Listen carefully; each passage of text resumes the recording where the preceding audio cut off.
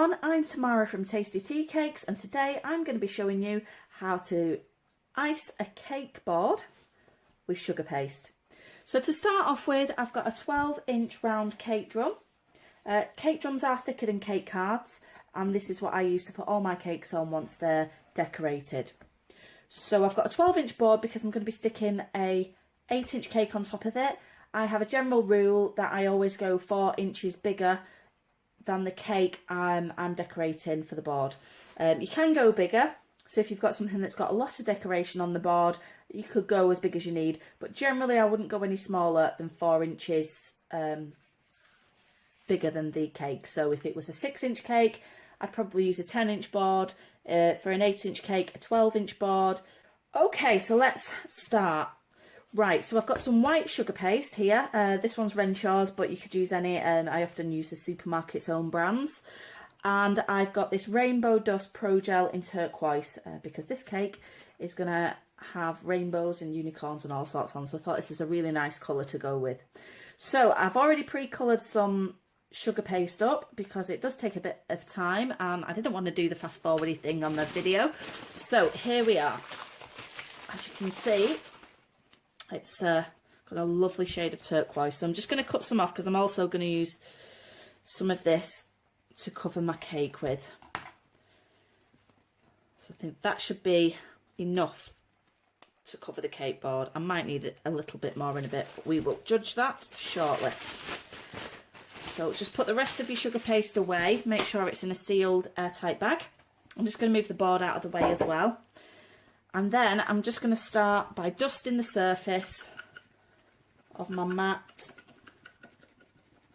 with some icing sugar that I've just got inside a sugar shaker. Now my icing is a little bit tacky, so I'm just going to stick a bit of icing sugar on top of that as well. And then I've just got my normal rolling pin and I'm just going to roll it out, turning regularly to make sure that it's not sticking. If you've got any air bubbles in as you're rolling, you can just use a little pin or your scribe tool to just pop those out.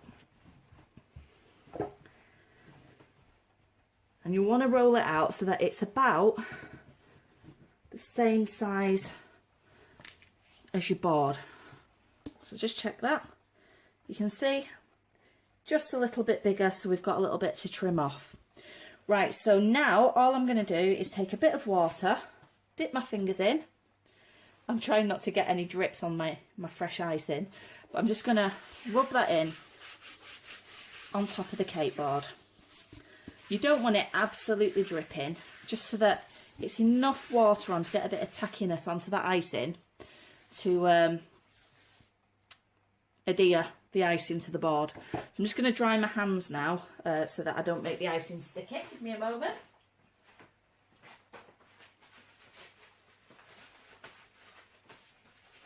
Right, there we go, I'm back. Now this is the fun bit. So I have like a little technique that I do for this. You can just lift it onto your board. Some people like to use the rolling pin where you put it on like this, fold it over and then you roll it on top of your board. But this is the way that I always do it, and it's the way that I was taught back when I very first started doing cake decorating. So I put my arm there instead of the rolling pin and I flip the icing over my hand. And then all I'm going to do is just slide my cake drum under that icing and just roll it off like that. And then I'm going to use my hand to just smooth over and make sure it's all nice and stuck. Now you don't want to press too hard because you don't want loads of fingerprints and that in there. But once you're happy that it's all stuck, I've just got a little cake smoother. It's got a bit of black icing from a different cake I've just done. So yeah, make sure it's nice and clean and smooth. And then you're just going to buff the top of your icing.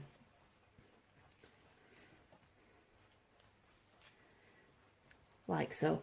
When you're happy, you just need to trim it off. Now this bit is quite long, so I don't want it to weigh down and rip the icing around the cake board and get jaggedy bits. So I'm just going to trim that round a little bit just so that I've got less excess to trim off.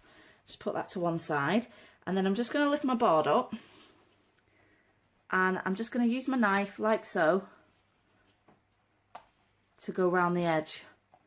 Now if you get any bits snagging, just clean your knife off on the excess icing.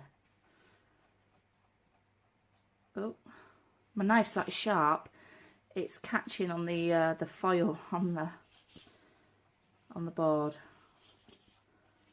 There we go, nice and smooth now.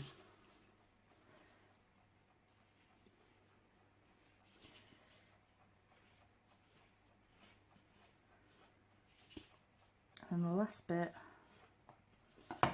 And then all I'm going to do is just gently run the heel of my hand around, just so that we've got a nice smooth edge. Now if you can see, there's quite a bit of speckles of dry icing on there, and I'm going to show you how to get rid of that in a moment. I'm just going to clean up and show you how to attach the ribbon, and then I'll show you how to get rid of those speckly bits of dusty icing at the end. Okay, so we're all tidied up now and ready to go. So what I have done now is I've just placed my cake board on top of my turntable. It just makes it a bit easier for adding the ribbon on because you can turn it as you go in. So we're going to start by taking some Pritt Stick, and all I'm going to do is just run it around the outside of the cake drum, really quick like that. And I've got this lovely pink ribbon. I'm just going to seal the end with a lighter just to make sure that it doesn't fray, and I'm just going to line it up with the bottom of the cake drum, and all we're doing is just gluing it around the edge.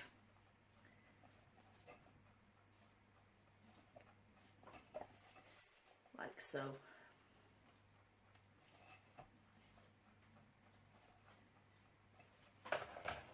And then just trim it off. And I'm just going to seal the edge again. And I'm just adding a little bit of glue onto the end. And then I'm just going to stick that down like so. And then all I'm going to do is just run my hand over the cake just to make sure that if there is any little gaps where it's not quite gone to the edge, the icing's gone to the edge, well, it's still there, it'll just push it out a bit to meet that ribbon. Now I'm just going to move around the table to show you how to get rid of those little marks where the icing sugar has been pushed into the icing when we was rolling it out. So I've got this steamer. Now you can get special ones for icing, but the one I've got, it is literally just a garment steamer. It was a lot cheaper than the ones that are actually made for cake decorating, and it does the same job. So I've just turned it on, you can hear it boiling.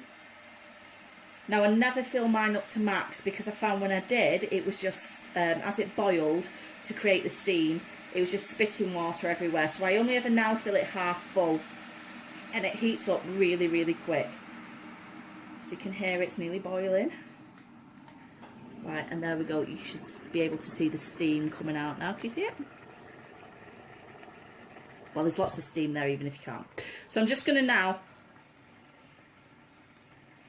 go over the board.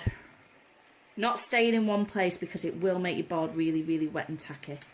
And all it does is just gets rid of all them sugar marks. And there we go. That's our board finished.